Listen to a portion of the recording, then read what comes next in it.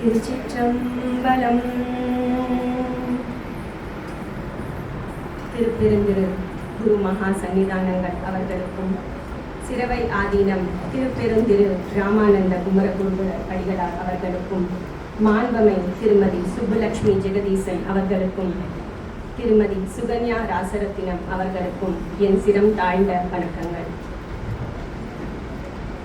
என்னை பேணும் அம்மை கான், என்னை பேணும் அம்மை கான், இந்த அம்மை யார்? 63 நாயன்மார்களில் முதல் பெண் அடியார். 63 நாயன்மார்களில் அமர்ந்த கோலத்தில் காட்சி தருபவர். இசை தமிழின் அன்னை. இறைவன் மீது முதலாக பாடல் பாடிய முதல் பெண் புலவர். பிறந்து மொழி பயின்ற பின்னெல்லாம் காதல் சிறந்து நின் சேவடியே சேர்ந்தேன், நிறம் திகழும் மைஞான்ற கண்டத்து வானோர் பெருமானே எஞ்ஞான்று தீர்ப்பதியிட என்ற அற்புதமான திருவந்தாதியை இயற்றியவர். ஈரேழுலகத்தையும் ஈன்றெடுத்தவனே, ஈன்றவளே என விழித்து அம்மையாக்கிய அன்னை. என்னை பேணும் அம்மை கான், எம்மை பேணும் அம்மை கான், இந்த அம்மை யார்? காரைக்கால் அம்மையா. அம்மையை பற்றி பேச எனக்கு ஒரு அற்புதமான அரியதோர் வாய்ப்பை அளித்த அற்புத தேவி அம்மையாருக்கும், தவத்திரு சாந்தலிங்க அடிகளார் கலை மற்றும் அறிவியல் கல்லூரி நிர்வாகத்தினருக்கும், அங்கிங்கெனாதபடி எங்கும் நிறைந்திருக்கும் அருமை மாணாக்க செல்வங்களுக்கும் என் இனிய காலை வணக்கங்கள். காரைக்கால் அம்மையார் பற்றி அனைவரும் அறிந்திருப்பீர்கள். எனினும் அவரின் சிறு முன்னோட்டத்துடன் என் உரையை துவங்க விழைகிறேன். காரைவனம் எனப்பட்ட காரைக்காலில் தனதத்தன் மற்றும் தர்மவதியின் மகளாக, புனிதவதி என்பதை இயற்பெயராக, சிறு வயதிலிருந்தே சிவபெருமான் மீது ஆழ்ந்த பக்தி கொண்டவர். பரமதத்தர் என்ற வணிகரை மணமுடித்தார். ஒரு நாள் மாங்கனி வியாபாரி ஒருவர் 2 மாங்கனிகளை பரமதத்தருக்கு கொடுக்க, அவர் அவற்றை வீட்டுக்கு அனுப்பி வைக்க, அம்மையாரின் சிவபக்தியை சோதிக்கும் பொருட்டு சிவபெருமானே சிவனடியார் வேடத்தில் அங்கு வர, அவரை வரவேற்று தயிர் கலந்த அன்னம் படைத்து, அத்துடன் தன் கணவன் கொடுத்து அனுப்பிய ஒரு மாங்கனியையும் சேர்த்து புனிதவதி உபசரிக்க, பின் மதிய உணவிற்கு வந்த பரமதத்தருக்கு மீதமிருந்த ஒரு மாங்கனியை வைக்க, மேலும் ஒரு மாங்கனியையும் அவர் கேட்க, செய்வதறியாது திகைத்த அம்மையார் சிவபெருமானிடம் வேண்ட, கையில் ஒரு மாங்கனி வர அதை கணவருக்கு படைக்கிறார். சந்தேகம் அடைந்த பரமதத்தருக்கு அம்மையார் நடந்ததை கூற, உண்மையை நிரூபிக்க சிவபெருமான் மீண்டும் ஒரு மாங்கனியை மேலிருந்து அழித்து பிறகு மறைய வைக்கிறார். இதை கண்ட பரமதத்தர், இவர் மனித பிறவி அல்ல, தெய்வ பெண் என உணர்ந்து பாண்டிய நாடான மதுரை சென்று வேறொரு பெண்ணை மணமுடிக்கிறார். ஒரு பெண் குழந்தையுடன் அங்கேயே வாழ்ந்து வருகிறார். சிறிது காலம் சென்ற பின் அவர் புனிதவதியை சந்திக்க நேரிட்ட போது, தன் பெண் குழந்தைக்கு புனிதவதி என்ற பெயரையே சூட்டி இருப்பதாக கூறி அவர் காலில் விழுகிறார். கணவர் தன் காலில் விழுந்ததை ஏற்க முடியாத அம்மையார் தனது அழகு மேனியை அழித்து பேய்வடிவத்தை வழங்குமாறு இறைவனிடம் வேண்டி அதை பெற்றார். பேயுருவம் தாங்கிய அம்மையார் அற்புத திருவந்தாதி, திருவிரட்டை மணிமாலை என்ற 2 அருமையான பொக்கிஷங்களை இயற்றி பாடியபடி சிவபெருமானின் இருப்பிடமான கைலை மலையை அடைகிறார். இறைவன் இருக்கும் இடம் என்பதால் கால் வைக்க மனம் ஒப்பாமல் தலையாலேயே அம்மையார் நடந்து மலை உச்சிக்கு சென்று இறைவனை சென்றடைய, மனமுருகிய சிவன், அன்னையே வருக என அழைத்து அமர்க என்று கூறி, நீ வேண்டுவன கேள் என்கிறார். அதற்கு அம்மையார் அளித்த பதில் மிக மிக முக்கியத்துவம் வாய்ந்தது. கம்பராமாயணத்தில் சீதையை காணாமல் பரிதவிப்புடன் இருந்த ராமனிடம் இலங்கையிலிருந்து திரும்பிய அனுமார் சொன்ன அந்த ஒரு வார்த்தை, முதல் வார்த்தை, கண்டேன் சீதையை. அதே போல் நம் அம்மையார் சிவனிடம் பிறவாமை வேண்டும் என துவங்குகிறார். பிறவாமை வேண்டும், மீண்டும் பிறப்புண்டே இறைவா, உன்னை என்றும் மறவாமை வேண்டும், இன்னும் வேண்டும் நான் மகிழ்ந்து பாடி அறவா நீ ஆடும் போது உன் அடியின் கீழ் இருக்க என்கிறார். அவ்வாறே ஆகட்டும் என்று அருளிய இறைவன் அவருக்கு தன் திரு தாண்டவம் காட்டி திருவாலங்காட்டிற்கு வரப்பணிந்து அங்கு தன் திருவடி கீழ் என்றும் இருக்க அருளினார். 2000 ஆண்டுகளுக்கு முன்பிருந்தே புதையல் பெட்டகங்களாக சொல்லி வைத்த நம் இலக்கியங்கள் நாம் இன்றும் இங்கு மேடை போட்டு பேசிக் கொண்டிருக்க ஒரே காரணம், நம் இலக்கியங்கள் எக்காலத்திற்கும் எந்த வயதோருக்கும் எல்லா பாலினருக்கும் ஏற்புடையதாக இருக்கும் என்பதை. அந்த வகையில் நான் மாணவர்களாகிய உங்களுக்கு 4 நற்பண்புகளை காரைக்கால் அம்மையாரின் வாயிலாக கொண்டு சேர்க்க கடமைப்பட்டுள்ளேன்.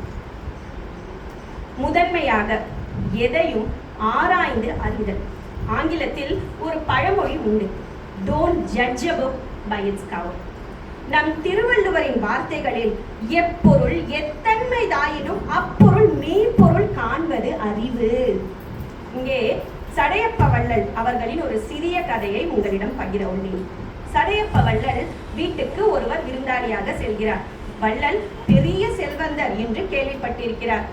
அவர் சடையப்பரின் வீட்டை அடைகிற போது அந்த வள்ளல் கீழே சிந்தி இருக்க நெல்மணிகளை பொறுக்கிக் கொண்டிருந்தார். அதை கண்ட விருந்தாளி, சிந்தின சில நெல்மணிகளை பொறுக்குகிறாரே, இந்த அற்பமான பொருளை இப்படி பெரிதாக மதிப்பவர் எப்படி பெரிய வள்ளலாக இருக்க முடியும் என்று எண்ணுகிறார். நெல்லை பொறுக்கி எடுத்த பிறகு சடையப்பர், பாருங்கள் சாப்பிடலாம் என்றார். அப்போது விருந்தாளி அவரிடம், சிந்திய வைரமணிகளை பொறுக்குவது போல் நெல்லை பொறுக்கினீர்களே, யாரிடமாவது சொல்லி அவற்றை பெருக்கி தள்ளும்படி செய்திருக்கலாமே என்கிறார். அதை கேட்டு சடையப்ப வள்ளல் ஒன்றும் பேசவில்லை, புன்னகை தூக்கிறார். இருவரும் உணவு உண்ண அமர்கிறார்கள். அப்போது சில வைரமணிகளை விருந்தாளியின் இலையில் போட சொல்கிறார் வள்ளல். அதை பார்த்து பிரமிக்கிறார் விருந்தாளி. சாப்பிடுங்கள் என்றார் சடையப்பர்.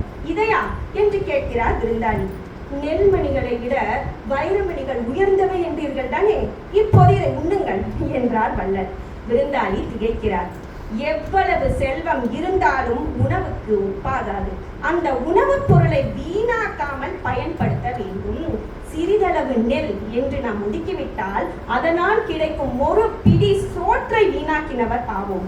அந்த ஒரு பிடி சோற்றுக்கு உலகில் பலர் திண்டாடுகிறார்கள் என்று வள்ளல் உண்மையை உணர்த்திய பொழுது விருந்தாளி தன் அறியாமையை உண்ணி வெட்கி தலை குனிகிறார். உலகில் நாம் காணும் காட்சிகளும் மனிதர்களுமே இப்படியானால் முழுக்க முழுக்க குறியீடுகளாக விளங்கும் தெய்வங்களின் தோற்றமும் செயல்களையும் நுட்பமாக ஆராய்ந்தால் அன்றி உண்மையை உணர முடியாது என அம்மையார் திருவந்தாதி 37 மதியா அடல் லவுணர் மாமதில் 3 அட்ட மதியார் வலை சிறையினானை மதியா அடல் அவுணர் மாமதில் 3 அட்ட மதியார் வளர் சடையினானை மதியால் என்பு ஆக்கையால் இகழாது ஏற்றுவரே இவ்வுலகில் என்பு ஆக்கையால் பிறவார் உண்டு என்கிறார். அதாவது தன்னை மதிக்காத வலிமையுடைய அசுரர்களின் பெரும் மதில்கள் 3 அழித்த சந்திரன் தங்கும் வளரும் சடையை உடைய சிவபெருமானே அவன் அணிந்த என்பு சட்டத்தை, அதாவது எலும்புகளின் சட்டத்தை இகழாமல் அறிவு திறத்தால் உண்மையை தெரிந்து புகழ்ந்து இவ்வுலகில் வழிபாடுவார்கள் எனில் அவர்கள் என்போடு கூடிய உடம்புடன் இங்கே மீண்டும் பிறக்க மாட்டார்கள் என எதையும் ஆராய்ந்து அறிவதை எடுத்துரைக்கிறார். இரண்டாவதாக, நல்லோரை மறுவுதலும் அல்லோரை ஒருவுதலும். தமிழில் ஒரு அழகான பழமொழி உண்டு, பூவோடு சேர்ந்த நாரும் மணக்கும் என்பது போல் நாம் யாரிடம் சேர்கிறோம் என்பது எவ்வளவு முக்கியமோ அவ்வளவு முக்கியம் நாம் யாரிடம் சேரக்கூடாது என்பது. ஏனென்றால் நாம் ஆக்கத்தை நோக்கி செல்கிறோமா அல்லது அழிவை நோக்கி செல்கிறோமா என்பதை முடிவு செய்வது நம் சேர்க்கைதான். ஆகவே இறையருள் பெரும் நெறியில் போக புகுந்தவர்களுக்கு இன்றியமையாத வலிமை நல்லோர் இணக்கம். தளர்ச்சியின்றி அந்த நெறியில் செல்ல பாதுகாப்பாக இருப்பது அல்லாதார் கூட்டத்தின் இன்றும் விலகி இருத்தல் என அம்மையார் 40ஆம் திருவந்தாதியில் மறித்தும் மடநெஞ்சே வாயாலும் சொல்லி குறித்து தொழுதொண்டர் பாதம் குறித்து ஒருவர் கொள்ளாத திங்கட் குறுங்கண்ணின் கொண்டார் மாட்டு உள்ளாதார் கூட்டம் உருவு. அதாவது அறியாமையுடைய நெஞ்சே. இவனை காப்பாற்ற வேண்டும் என்று எண்ணி யாருமே ஏற்றுக்கொள்ளாத சந்திரனை குறும் கன்னியாக திருமுடியில் வைத்துக் கொண்டவரை வாயினாலும் புகழ் பாடி தியானித்து அவருடைய தொண்டர்களின் திருவடிகளை தொழுவாயாக. அவரை எண்ணாதவர்களின் கூட்டத்தில் இன்று நீ விலகி ஒழுகுவாயாக என நல்லோரை மறுவுதலையும் அல்லோரை ஒருவுதலையும் இடித்துரைக்கிறார். மூன்றாவதாக சரியான புரிதலும் அறிதலும். மிகவும் அன்புடையவர்களிடத்தில் சில பழக்கங்கள், சில செய்கைகள் எல்லாமே நமக்கு பிடித்தவை அல்லது புரிபவை என்று சொல்ல முடியாது. ஆனால் அந்த செய்கைகளை, வார்த்தைகளை சீர்தூக்கி பார்ப்பின் அதில் உள்ள அர்த்தங்களும் அவர்களின் சந்தர்ப்ப சூழ்நிலைகளும் நமக்கு புலப்படும். புலப்படாவிட்டால் கூட, புரியாவிட்டால் கூட அந்த செய்கைகளை, செயல்களை அப்படியே ஏற்றுக்கொண்டு போவதுதான் மன முதிர்ச்சி. அதுவே இறை உணர்ச்சி. ஆங்கிலத்தில் அருமையான 2 சொற்றொடர்கள் உண்டு. Try to put yourself in others' shoes. Accept people as they are. ஒன்றுமில்லை, நான் இணைய வழியில் வெளிநாட்டில் வாழும் குழந்தைகளுக்கு தமிழ் சொல்லி தந்துட்டு இருக்கேன். இந்த வழுவமைதி என்று சொல்வார்களே, அதுபோல குழந்தைகளின் சில தவறுகளை சிரிப்போடு எடுத்துக்கொண்டு சிந்தனைகளை அவர்களுக்கு கொண்டு போய் சேர்க்க வேண்டும். அன்றொரு நாள் என் வகுப்பில் எதிர் சொற்கள் என்றால் என்ன, அதற்கு ஆங்கில வார்த்தை தெரியுமா என்று நான் கேட்டேன். அந்த குழந்தை சொன்னார், ஓ ஆசிரியரே, எனக்கு நல்லா தெரியும். என்னன்னு கேட்டேன். எனிமி வேர்ட்ஸ் அப்படின்னு சொன்னாங்க. ஏன்டா இப்படி சொல்ற அப்படின்னு கேட்டேன். ஆமா டீச்சர், நீங்க தானே சொன்னீங்க எதிரிகள் அப்படின்னா எனிமீஸ், அப்ப எதிர் சொற்கள் அப்படின்னா எனிமி வேர்ட்ஸ் தானே அப்படின்னு கேட்கிறா. அடுத்ததா இன்னொரு குழந்தை, அங்க ஒரு பாடம் இருந்தது, அதை படிக்க சொன்னேன். நோய் வராமல் பாதுகாப்பது மருத்துவர் அப்படின்னு இருக்கு. அவ படிக்கிறா, நாய் வராமல் பாதுகாப்பது மருத்துவர். நான் திகைச்சிட்டேன். அவ கேட்கிறா, ஆசிரியரே, தெருவில் இருக்கிற நாய் கடிச்சாதானே நோய் வருது, பாவம் அப்படி தெருவில் நாயை விடாட்டி நோயே வராது இல்லைன்னு கேட்கிறான். அப்போ நோய் வராமலும் பாதுகாக்கணும், நாய் வராமலும் பாதுகாக்கணும் இல்லையா, மருத்துவருக்கு அதுதானே வேலை அப்படின்னு சொல்லிட்டு அதற்கு என்னிடம் பதில் இல்லை. இன்னொரு பையன் விலங்குகளின் ஒலிகளை படித்துக் கொண்டிருந்தோம். அப்போ புலி உருமும் அப்படின்னு இருக்கிறத பல்லி உருமும் அப்படின்னு படிக்கிறான். டீச்சர், புலிய நான் பார்த்ததே இல்லை, பல்லியை தான் நான் பார்த்திருக்கேன், அதை உருமிதான் நான் பார்த்திருக்கேன்னு சொல்றான். அதற்காக இந்த குழந்தைகளை கடிந்து கொள்ள முடியுமா? இல்லை.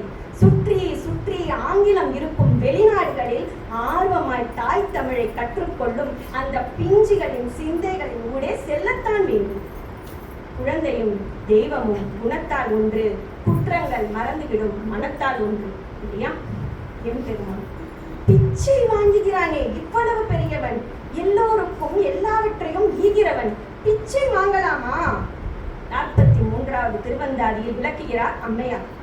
திங்கள் இது சூடி சில்படிக்கு என்று ஊர்த்திரியே திங்கள் திருமானே, என்றிறந்து பொங்கொழிய வானோர் விளக்காரே, யாம் விளக்க வல்லமே தானே அறிவான் தனக்கு.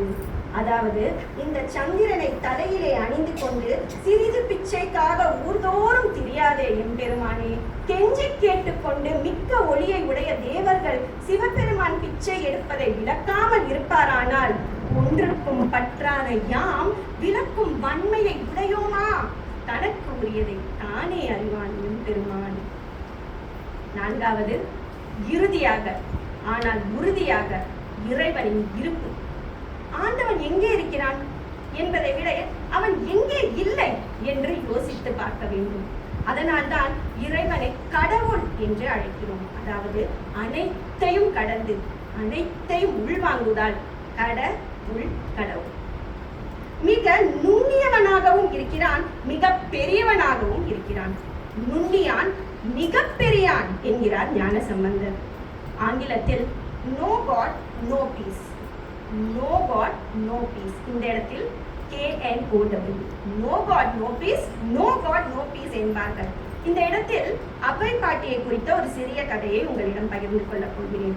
அபை பாட்டி ஒரு நாள் நெடுதூரம் நடந்து வந்து கால்வலியோடு ஒரு கோயிலுக்குள் புகுந்தார். அபாடி என்று உட்கார்ந்து காலை நீட்டிக்கொள்கிறார்.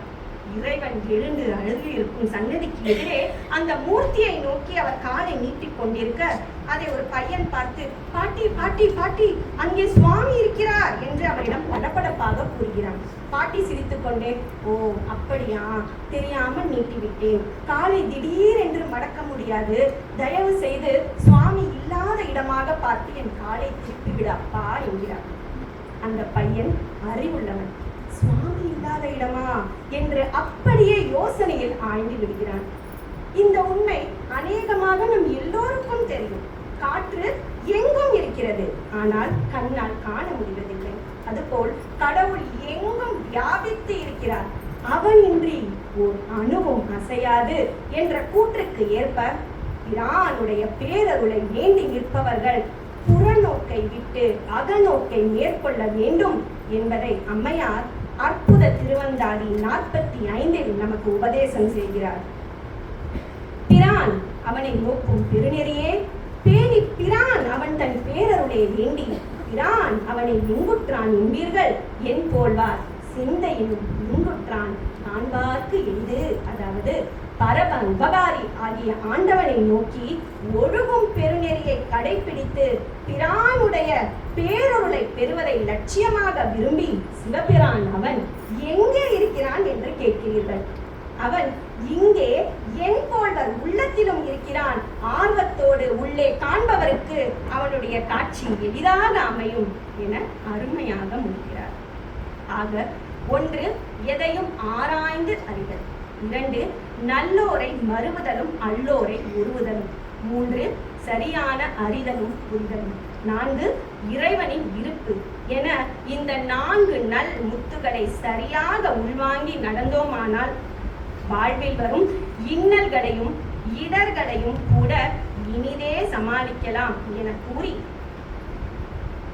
ஓடுங்கால் ஓடி உள்ள முருகி இசை பாடுங்கால் பாட வந்தேன் பரம்பொருளே, ஆடுங்கால் எடுத்து நடமிடுவாய் இறைவா, உன் தமிழமுதை படித்த நான் பாடும்படி தக தக தக தக தகவென ஆடவா, சிவசக்தி சக்தி சக்தியோடு ஆடவா, தக தக தக தக தகவென ஆடவா, சிவசக்தி சக்தி சக்தியோடு ஆடவா, ஆலகாலனே ஆலங்காட்டினில் ஆடிடும் நாயகனே, நீலகண்டனே வேதநாயகா நீதியின் காவலனே, ஆலகாலனே ஆலங்காட்டினில் ஆடிடும் நாயகனே, நீலகண்டனே வேதநாயகா நீதியின் காவலனே, தாள வகைகளோடு மேல துந்துபிகள் முழங்கிட ஓர் கனமே, காலை தூக்கியே ஆனந்த தாண்டவம் ஆடுக மன்னவனே, நீ ஆடுக மன்னவனே, நீ ஆடுக மன்னவனே. எம்மை பேணும் அம்மைக்கான், எம்மை பேணும் அம்மைக்கான் காரைக்கால் அம்மையார் இந்த நல் வாய்ப்பை அளித்த அத்தனை நல்லுள்ளங்களுக்கும் என் நன்றிகளை உரித்தாக்கி